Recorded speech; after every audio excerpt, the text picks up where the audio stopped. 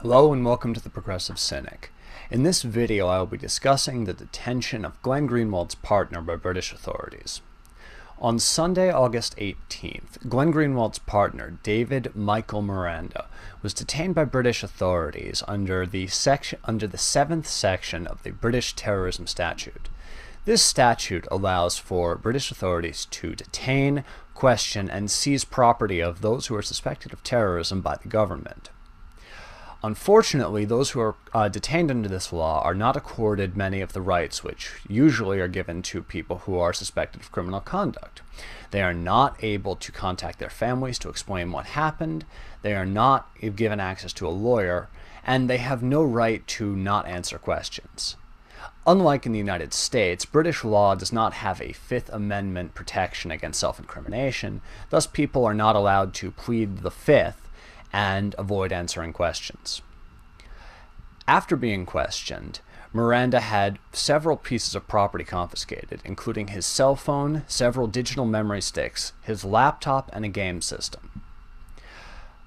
At this point, we do not know whether or not this was an action which was taken independently by the British government, or whether or not the United States government had a hand in organizing this seizure and detention. Regardless of whether or not this event was orchestrated by the United States government or was an independent action by the British government, it brings up several extremely worrying ramifications for journalism both abroad and in the United States. In recent years, we have seen a swing towards classifying journalists who expose secrets of the government as information terrorists or people who should be considered as enemies of the state.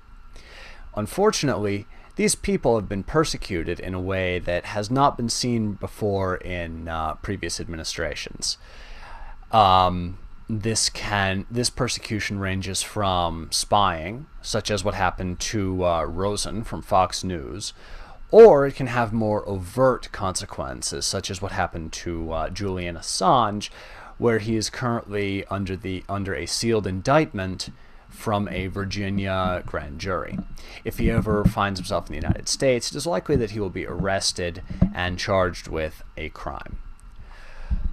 The use of the terrorism statute in order to detain Mr. Miranda is very, very worrying because it indicates one of two things in regard to terrorism statutes. Either journalists are now being considered terrorists for their exposure of materials, or terrorism statutes are now being interpreted by the government in a way which they were never actually intended. In the first case, it means that journalism is now a very, very dangerous prospect for people who are supposed to report the news. I mean, it's much simpler for them just to take the party line and to report what the government wants them to report on.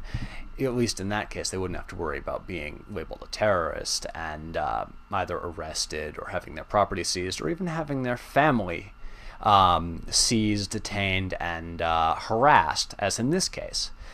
In the second instance, it is very worrying because the expansion of terrorism laws can have many unintended consequences. People who are seen as terrorists are not accorded many of the rights which they normally would be granted. So people who, say, chain themselves in front of an oil pipeline, if you consider them activists, you might be able to give them trespassing charges, perhaps some resisting arrest. If you consider them environmental terrorists, they can be charged with draconian crimes, sent to jail for decades, and an example can be made preventing future people from following in their footsteps. In my opinion, this case is an example of the first possibility. The government is trying to intimidate journalists into not reporting stories, and even if they receive classified information, sitting on it until the government deems it safe to release. In many cases, it is incredibly likely that this information will never be deemed safe to release by the government because they don't want their crimes to be revealed. Mr. Greenwald agrees with this sentiment and had the following statement after his partner was detained. "I will be far more aggressive in my reporting from now. I'm going to publish many more documents. I'm going to publish things on England too. I have many documents on England's spy system. I think that they will be sorry for what they did. They wanted to intimidate our journalism, to show that they have power and will not remain passive, but will attack us more intensely if we continue publishing their secrets. This statement was delivered in Portuguese from the press, thus the grammar is a little bit different, but the meaning of his words remains incredibly clear. Greenwald will not be intimidated by this action and will continue reporting information about the wrongdoings of government, whether it be the United States government or the British government. Unfortunately, many other journalists will probably not be as brave.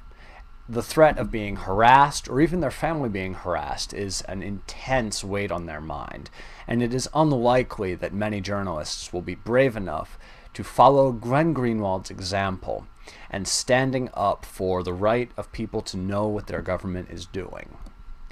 People like Mr. Greenwald should be applauded for their bravery, and we should all rally behind them in order to protect our own right to know what our governments are doing.